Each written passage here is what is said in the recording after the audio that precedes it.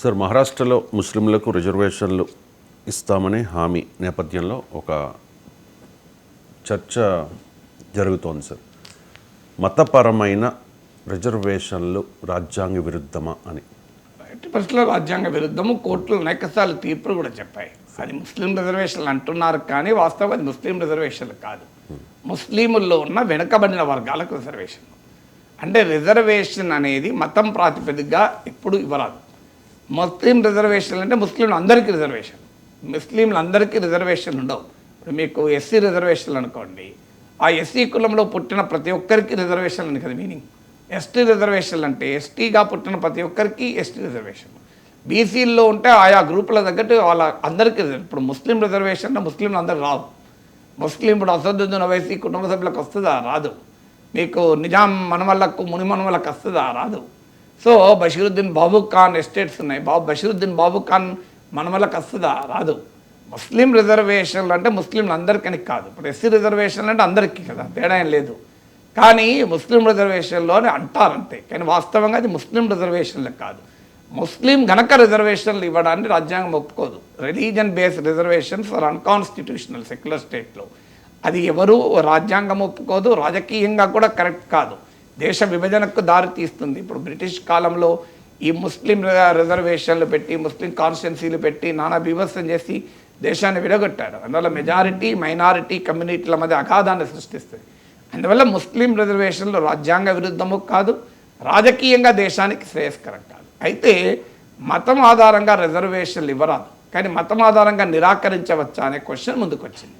ఇప్పుడు ఉదాహరణకు నీవు ఒక పేద మత్స్యకారునివి, నువ్వు గుడికి పోతే నీకు రిజర్వేషన్ ఉంటుంది బీసీ కోటాలో, కానీ నువ్వు మసీదుకు పోతే రిజర్వేషన్ ఉండదా?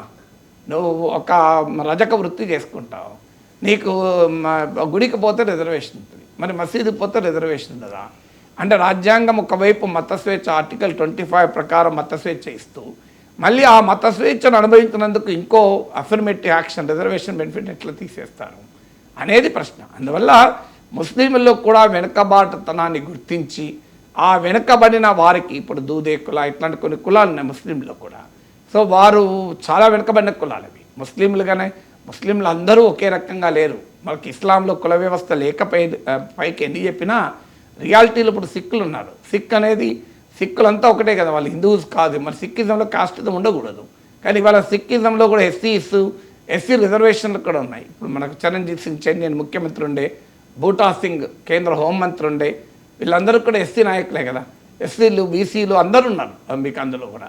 సో ఈవెన్ అందువల్ల మతం మారినా ఈ సామాజిక జాడ్యం పోవడం లేదు అని ఇప్పుడు రాజేంద్ర సచార్ కమిటీ, జస్టిస్ రంగనాథ్ మిశ్రా కమిటీలు దీనిపైన సుదీర్ఘంగా అధ్యయనం చేసి అనేక నివేదికలు ఇచ్చారు.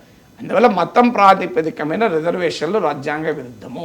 అది ముస్లిం కోటా కాదు, వెనుకబడిన ముస్లింలకు రిజర్వేషన్. సో దాన్ని రాజకీయంగా ఓటు బ్యాంకుల కొరకు బీజేపీ ఎదుటివారిని టార్గెట్ చేస్తానికి ముస్లిం కోటా అంటుంది. బీజేపీ ప్రత్యర్థులు కూడా ముస్లిం ఓట్ బ్యాంక్ కొరకు ముస్లిం కోటా అంటుంది, కానీ అది వాస్తవంగా ముస్లిం రిజర్వేషన్ కాదు. ముస్లిం అయినందుకు రిజర్వేషన్ కాదు.